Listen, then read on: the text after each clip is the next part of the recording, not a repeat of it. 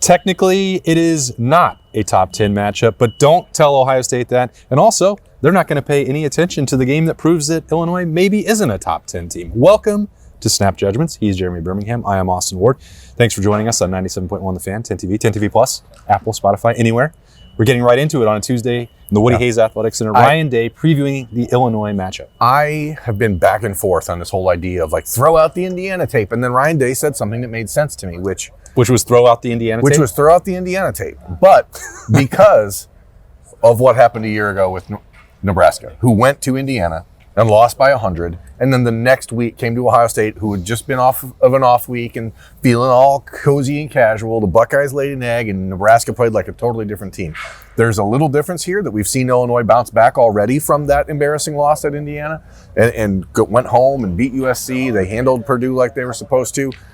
I don't know that they're a top 10 team. I think that might... They're a top 20 team? They are a top 20 team. That is objective as we sit here on Tuesday. But again, Ryan Day, very complimentary of Brett Bielema, and I don't feel like it's lip service. I think Ryan Day is saying the things to us that he's telling his team, which is don't go into any game and take it for granted, let alone a game against a top 20 team in the country that you're on the road. That changes the dynamic a little bit. Well, I think you have enough film. Illinois was on the fringe of being a college football playoff team a year ago. I thoroughly enjoyed Brett Bielema comparing his resume to Lane Kiffin's and Ole Miss a year ago. They were more deserving of being in a year ago based on the strength of schedule and the way Illinois played against the teams that they faced. And if you look outside of the Indiana film this year, you can see a team that I thought I circled it going into the season. This was going to be one of the trickiest, sneakiest matchups on Ohio State's schedule. You can build that case pretty easily. After that loss to Indiana, they turned around and beat USC, who a lot of folks were trying to anoint, and that Lincoln Riley had arrived. They handled that one. They won against Purdue last week. You can maybe dismiss some of that, but there are definitely pieces here, especially going on the road and over the last year and a half, what the Illini have done, that you can talk yourself into just flush that one game, and it very much would be a top 10 opponent. Ryan Day also shifted gears and went back to this has to be the best week of practice of the season. It's about us. It's about execution, and don't let emotion play with you. Yeah.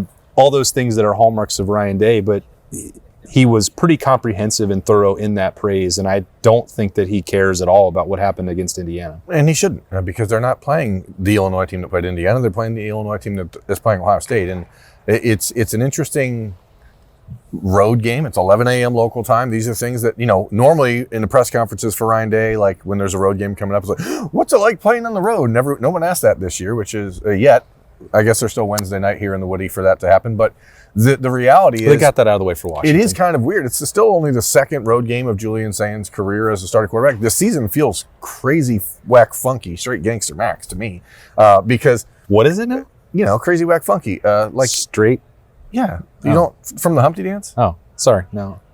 But it's October the 7th. Ohio State has only played one road game, but they've only played one home game in the last month. So it's kind of this weird juxtaposition. We still are trying to figure out exactly how the Buckeyes are going to handle this sort of test. Illinois is a good team. It's a good team. I thought Ryan Day today was... It is just fun watching him talk about football right now. He is so comfortable, so confident. Normally we do snap judgments on Tuesdays and say, what else did you hear that stood out? When Ryan Day said, if you have no tendencies, you're not really good at anything, I was like, that is profound. That's real. You spend all your time in football trying to not be predictable, but when the blank hits the fan, you have to do the things you do well. And talking about pace of play today, he said, if we have to wrap up the tempo, we will. If we have to, we will. They can do whatever they want. It's what I talked about on Monday at Roosters. And he acknowledges that, but basically saying, we're just going to play the game that is playing in front of us. Well, he channeled a lot of that Vince Lombardi conversation, I think, during the playoff run last year, which is that it's more about execution and it is about the players rather than the plays. And those ideas can, I think, sometimes be viewed as at odds. But, it's true. And I think that looking at the way that Ohio State has approached some of these games, and I think that leans into the fact that if you have a tendency, does that mean that you can stop Jeremiah Smith? Yeah. Probably not. Good luck to you. And in Illinois, if you're looking at areas where they have been exploited, this is not not the defense that I necessarily anticipated. And like even a month ago at this time, it's like, look at these turnovers they're creating against Duke. That's going to be an issue. And then they get absolutely picked apart through the air a couple times since then. And, you know, it goes back to what you were trying to, I think, ask Ryan Day about this game. It's like, well, what if they play back in a soft zone and like try and force you to play underneath? I mean, I think Ryan Day would probably take that, and they would run the football and they would throw 10-yard hitches to Jeremiah Smith all the way down the field. But, you know, you can't also not do the things that make Ohio State great, which is throwing a deep ball to Jeremiah Smith or Carnell Tate. Like you may not end up on Jeremiah Smith's highlight tape, but you're not going to stop him from having 9 catches, you know? So like, which you have to pick your poison if you're the opposition. And against this Ohio State team, I'm beginning to wonder if there's a mindset for the Ohio State opponents that it would be better to let them score faster because then their defense might get tired. You know? Like I'm beginning to wonder, like I thought it was why do you keep suggesting letting them score? I'm saying that the opponent should let Ohio State score faster because then the defense might get tired. Like because I thought on Monday you suggested that like Matt Patricia should let just to try it. I feel like the Buckeyes are doing what they want, but like I thought it was just fascinating that they actually ran 6 less plays against Minnesota than they did Washington in a game that we're like Buckeyes only had 7 possessions. This is crazy. They actually ran more plays against Washington but scored 24 points, and they ran 6 less plays against Minnesota and scored 42. So the Buckeyes can do what they want. I'm beginning to think it's better for the opposition to just let Jeremiah get on the highlight tape because then you're at least getting a chance to tire out the Buckeye defense. And if you're a team like Illinois that feels confident in your quarterback and you feel like you can run the ball a little bit, like you want your offense on the field. I would say that the Austin Birm Show is not typically or ever in the business of giving advice to Ohio State opponents. Yeah. But I kind of think that you're right. If you're going to beat Ohio State and you are at a dramatic talent disadvantage overall, and Illinois fits in that same bucket, 1 through 85. They have very good players. They are one of the top 20 teams in the country. They have one ugly blemish on their resume, but that shouldn't mar what I think Brett Bielema has accomplished over the last year and a half, although it's tough to ignore it. But when we talk about teams taking swings and being aggressive on offense and faking field goals to try and surprise and throw a punch at Ohio State, maybe that would apply some to their defense. If you're going to just throw blitzes at the wall and try and play man coverage and force a turnover and get a takeaway, because if you want, it's not even picking a poison. Like Ohio State will suffocate you and stab you, and you will bleed to death. If you're going to make them go down the field and take 10 plays to score, they've proven that they will do that. And Ryan Day has no issue. You're not going to bait Ryan Day into taking these shots, which I think is also worth pointing out that is a change from earlier in his career. In the game that the reference point in my mind is the Big Ten championship game against Northwestern. And it's like, Trey Sermon can run for 1 billion yards and Pat Fitzgerald would very much like you to try. And they didn't do it at that point. And there's a number of games that we can call back on. You ran for 330 in the second half or something. We can call back on. It's like, well, Ryan Day is not willing to take some of this stuff, and he's going to force the issue, and he's not patient enough. Well, now he is, and like I don't know that shouldn't be a criticism of him because it's part of this ongoing change. Because it's actually playing into the strength of the Ohio State defense, or it's actually not playing into the strength so much as it is avoiding the weakness, which is the depth of the defensive line and the inability. Like if Caden McDonald has to play 75 snaps. Like that's not good. That's not good. So like if for Ohio State, they're like, hey, it's fine. We'll leave our offense on the field because our offense is going to score in 1 play or 16 plays. It doesn't matter. The offense is going to score. And so for the defense, they're like, please stay on the field and let us get some rest so that Caden McDonald and Caden Curry are ready to go. It's just an interest. I'm just formulating some plots. Like I think I would almost at this point, if I'm playing against Ohio State, just take more risks on defense. Because I want the Buckeye offense off the field. And you know what? It wouldn't really behoove anyone to take those risks on offense against this Ohio State defense. No. It's a good way to probably get your quarterback knocked out of a game. That's what I'm saying. But we haven't seen a ton of takeaways yet at this point, which is like because Ohio State's defense is just forcing 3 and outs with one of the highest frequencies in the country. This efficiency conversation is fascinating for this team. It's forced, I think, a different way to look at the team because you can't just say, well, they won 60-20. It's a 40-point win. And like, that's really good because you got positives on both sides. Yeah. Like the win at Washington, I think is the most instructive of the season so far, honestly. And that was because it showed scoring 4 out of 6 times, and then 2 possessions for Washington and not even finding the end zone.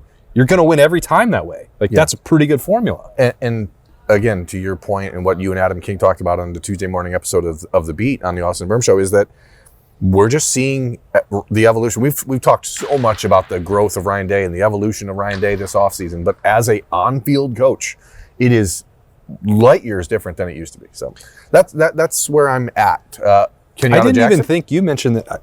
I think you mentioned this when we weren't even recording, but since he's given up the play calling responsibilities and he's not buried in the call sheet and getting ready for 2nd and 8, I think that's allowed the biggest room for growth. I didn't even think about it until you brought that up, that the change in him over the last year and a half. We talk about the national title and the losses and the scars, but even just the noticing Bo Jackson sticking the football out is all because he doesn't have to be constantly worried about the 3rd and 6th play call. It's got to be liberating, and I bet he's probably mad at himself for taking that many years to get to that point. But he's done it now. So what actually meat and potatoes from Ryan Day's press conference today? Kenyatta Jackson, Ryan Day suggests, is on track. Yeah, they haven't practiced yet. So we'll tap the brakes on it. But it's a Monday, or today's Tuesday. Today's Tuesday. Yesterday was Monday. They didn't practice. Today's Tuesday. He said he's on track. We'll see. CJ Hicks and Malik Hartford are also on track for redshirting, as he tried really hard to avoid the discussion. And I think, if we're just going to parse words here, do you think that Ryan Day was trying to reframe that discussion? Because he said, we give out redshirt. Redshirts happen at the end of the year. So, which is fine, but you're still not going to play these guys unless it's an absolute emergency over the next 7 weeks. So, did you sense irritation? I don't like that this is happening. Yeah, I very much picked up on that vibe. If Snappy J's is a vibe show, I would describe it as frustrated. Because I've thought, and I've said this a couple times already, that it can be a tribute to maturity and selflessness of CJ Hicks to accept that taking a step back and plan for next year. I haven't talked. You and I have both talked to CJ Hicks about this, so we can speak more accurately about it. I've not talked to Malik Hartford about it, so I don't know, and I will separate it. I don't know that one applies to one and doesn't the other. I can't speak on that. But when we're talking about the CJ Hicks situation specifically, I do see how that is beneficial to Ohio State in the long run, into the future. I see how it is definitely helpful to CJ Hicks. But if Ryan Day, this process-oriented, winning every week is critical to the program mentality, which we're lauding, then he can't enjoy the fact that for the next 2 months and 7 games, CJ Hicks, you have to just hope that he's getting the work that needs to be done on the practice field to then potentially be ready for a playoff push.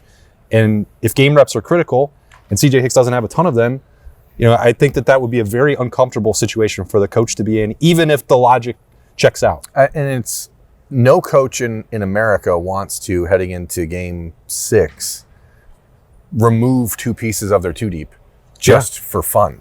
And those guys had roles. Right. They have roles to play. And so I think and again, this is vibe check, and we're trying to do some psychoanalyzation of Ryan Day's mindset here. The way I would view it is that Ryan Day has tried exceptionally hard and succeeded in building what at times feels like an infallible culture around here. And even the hint or the sniff of maybe this is a touch of selfishness, or maybe we're having to do something that isn't for the benefit of this team is pissing him off. Yeah, I think that I agree with that. And again, it doesn't mean sometimes I think they feel like they're immune to the everything that's happening across college football. Because we've talked about that a ton. This is not a program that is losing key pieces to the transfer portal every year. In fact, the roster retention and the buy-in and the brotherhood they do lose players. They don't lose people typically 9 times out of 10 or more that are integral to the future plan, or that have a current role, or is not a sort of mutually beneficial situation. Yeah. And I do think that you could say that there is long-term mutual benefit for Ohio State, because they're going to be replacing Kenyatta Jackson and Caden Curry on the defensive end next year. And if you are doing that with a 5th-year veteran who has spent multiple years going through mat drills and developed physically and has the tools that you know and the understanding of the defense, that's better than paying X amount of dollars for someone outside of your building who you can't be sure of, or a high school senior. Yeah. So, and I think that's the difficult balance for Ryan Day, because no one in here right now is thinking about 2026. That's what I'm saying. Except Mark Pantone. It's totally counterintuitive to what Ryan Day is trying to do when he sits at the front of the room and says, it's about this weekend, it's about us, it's about today, and then all of a sudden you're like, but it's also about next year. We have to plan for the future because recruiting the defensive end position in the last 4 years has been bad. So now we have to plan ahead. And I don't think that anyone feels good about it. No. So it's weird. I wrote the same thing on Monday on Field Level Thoughts on Letterman Row. I believe CJ Hicks is doing something that will be to his long-term benefit and the program's long-term benefit, provided that he sticks around and works through it as he intends. But it's just weird because it's hard to have those things coalesce into one coherent thought. And I think because you also, the coaching side of you, again, this is CJ Hicks. Yeah, that's why I'm wearing this. Mac Walker likes to tell me this is my coaching shirt. His name is Mick. Okay? Hi, Mick. Follow his work at LettermanRow.com.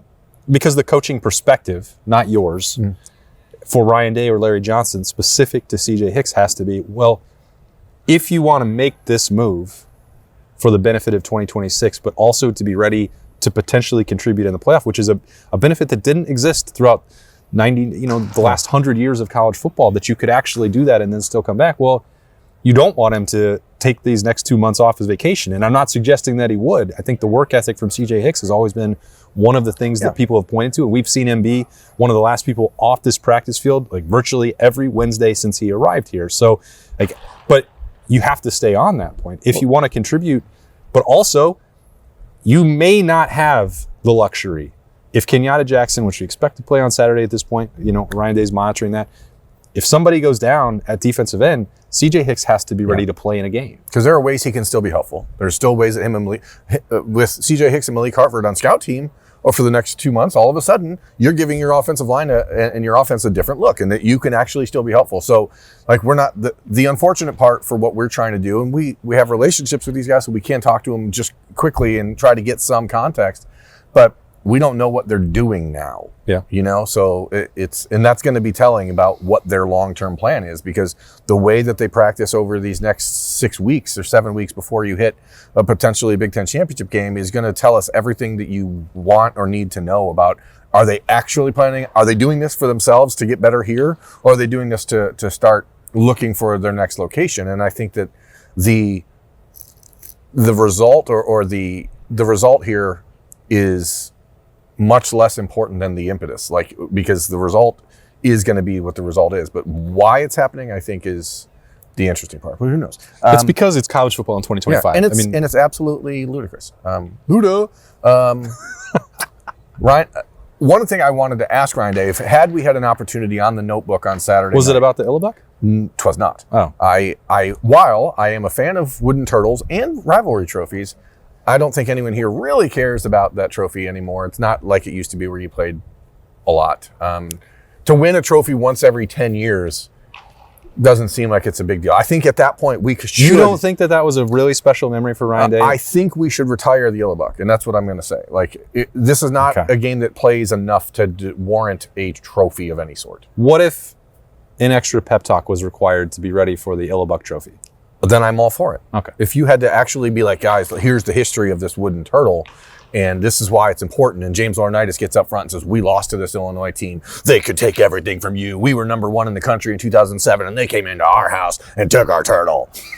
That I can totally understand. But if it's just here's the turtle, cool. Anyway, what I was going to say was... Sorry, I just thought we had to get on Saturday. It's Turtle Talk week. We were waiting to try to talk to Ryan Day. We decided to not hold him any longer. Yeah. I was very curious, and it reminded me of 2019 Blake Howell against Northwestern when he hit a 56-yard field goal at the end of the first half for fun. To make it, was it 45 to nothing or something. And the whole reason was we just want to see if he can make it. Yeah.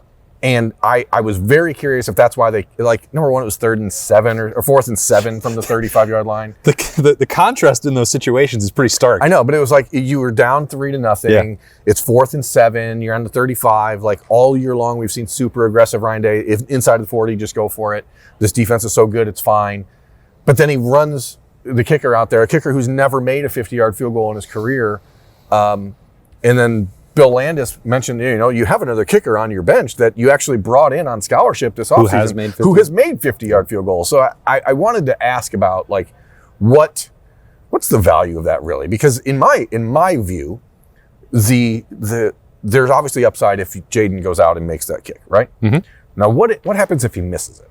Well, we're about to find out. Right. So, like, now it starts to get wonky. And I'm getting it's probably harder to kick in Ohio Stadium than it should be. I don't know why people miss so many field goals in that building. Jaden Fielding actually was available last Wednesday, and he described that. He said, like, the way that the wind swirls in the horseshoe makes it one of the most difficult places to kick. He's like, yeah, it's like everywhere else. He's way more comfortable, and we've seen him be more reliable. But, like, the Buckeyes opponents are missing 25-yard field goals every single week. So it's kind of weird. You're like, why? And it's always in the north end zone. North, yeah. That's also kind of weird. But Jaden Fielding missed it to the south. Because there was no wind. So Saturday night, there was no wind. But I just wanted to dive into that. And I thought the fact that Ohio State has another kicker, Ryan continues to talk about how every week is a competition at every position. Yep. So now I don't think it's easy to kick at Memorial Stadium. No, you're not going to take a second kicker on the road probably this week. I guess you probably take two. I bet they'd take two kickers. You probably do. But, like, at some point, do we let Jackson Corville try to kick one of these 50-yarders and see what happens, considering he's made them in his career? I don't know. Because, again, the problems are always there, right? The issues are always there. And Ryan Day said, this is going to cost us. This is going to be a problem at some point for us. Well, and I think that, if games are the ultimate judgment, you could just say litmus test. The average person understands what a litmus test is. Well, I know, but then I was like, well, this show's called Snap Judgments. I'm like, if that's the ultimate judgment, I mean, it must be clear cut in practice, because the results in games going back to the regular season finale a year ago don't necessarily. That's the reason that they brought somebody in the portal in the first place, was because Jaden Fielding missed 2 kicks in a game that we would never have spent as much time talking about if he had. And to be clear, I'm not advocating for Jaden Fielding to be benched or anything. I'm just wondering if there's a moment in one of these games, let's say UCLA or Rutgers in November, when you're like, hey, let's just see, because you never know. UCLA just beat Penn State. I heard that. Anything else that stood out to you today? A lot, but we'll probably... Josh Padilla? Well, yeah, we'll dive into that because I truly wasn't planning on a stock watch this week. I want to make sure that we can provide some variety, although consistency and making the routine plays routinely is important.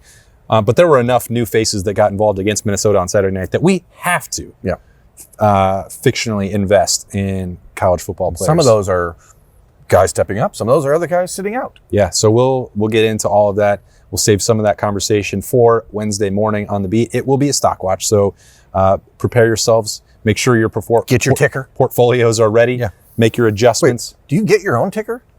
Or is there just a ticker in New York?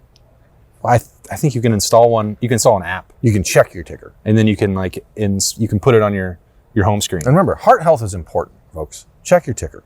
Oh, that's not the same thing. That's not the same ticker. No. I don't know about ticks. You gotta stop pretending like you're cursing on the show. Lyme disease. Yes. How about that Lyme disease, huh? Okay. It is rough. And we have fully left the rails on a snap judgment on a Tuesday in the Woody Hayes Athletic Center. Heard from Ryan Day. You can get that full press conference on 10 TV and 10 TV Plus, the YouTube channel. What? I'm just thinking about Lyme disease now. And how tired I am. Oh, okay. Well, we're going to regroup, and we will talk to you Wednesday on the beat. He's Jeremy Birmingham. I'm Austin Ward. These are Snap Judgments. We'll talk to you later.